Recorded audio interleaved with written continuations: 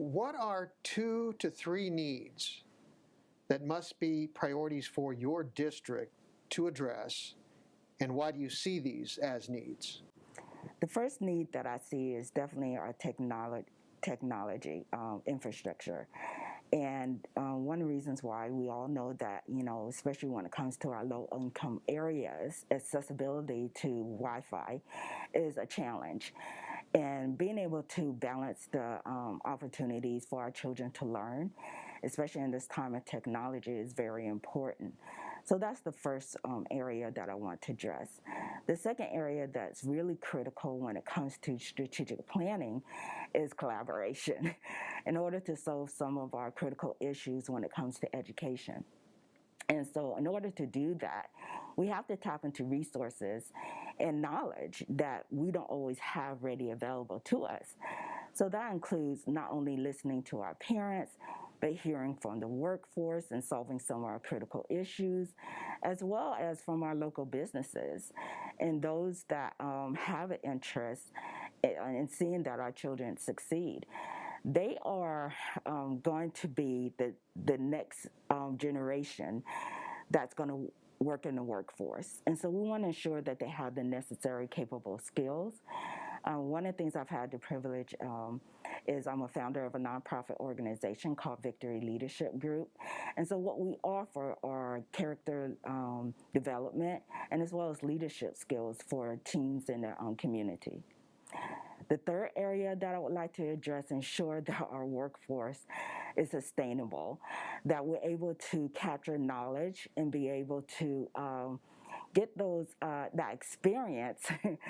And as a military person, and I've worked in the federal government for over 27 years, one of the things we find is as we have individuals retiring and transitioning out, we want to capture that knowledge. I think the highest need, just not in my district, but as in the school, Richmond County, I believe that the school system is by itself is not going to make any major changes without the input and the community involvement. I believe that if the community don't get involved, we are not going to see any major progress, because the system, the public education system, not just here, but all over this country, is not designed to operate on its own without any input or active engagement by the community. So I would say my first priority is to find somewhere where the community can hold us accountable, board members accountable, for the success of the school system, and don't just leave it up to the board members. The next thing I would say my priority would be is making sure we have equity in the system.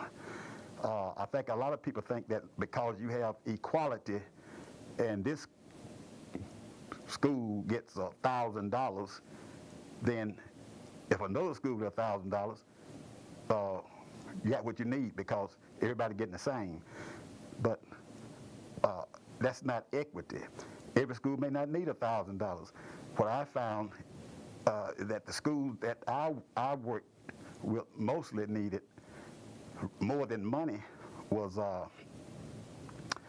I would say, social and emotional help, wraparound services.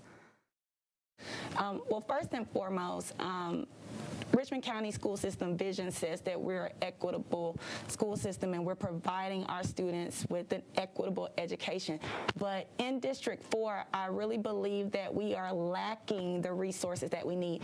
I taught 8 years in Richmond County and I taught 8 years in District 4 because my school was in District 4.